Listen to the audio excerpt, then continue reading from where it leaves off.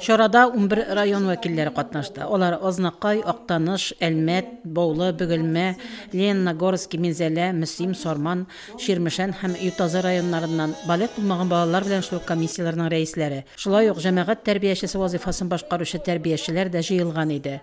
Бәйгедә катнашучыларның чыгышын мәртәбәле жюри бәяләде. Это действительно важный конкурс, который помогает определить вот такие методики работы с детьми не только с точки зрения образования, но прежде всего с точки зрения воспитания. Помочь ребенку, определиться ребенку. Конкурсның программасы нигезендә бәйгедә катнашучылар иңелек үзләре белән таныштырдылар. Презентация яки роликлар тәкъдим иттеләр. Шулпан Әхмәтшина Дөнья чишмәләре хәйрия фонды проекты кысаларында үткәрелүче балык булмаганнар буенча иң яхшы җәмәгать тәрбиячесе 2023 бәйгесенең зона этабында җиңүчеләр рәтендә булды. Мин җәмәгать тәрбиячесе булып 1 ел эшлим. Бу юнәлеш минем өчен яңа юнәлеш түгел, чөнки үзебезнең укучыларыбыз белән эшлибез.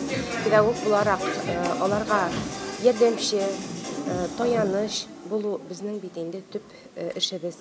Аларга авыр чакта ярдәм итү, дөрес юлны күрсәтү. Булар барысы да безнең максатыбыз.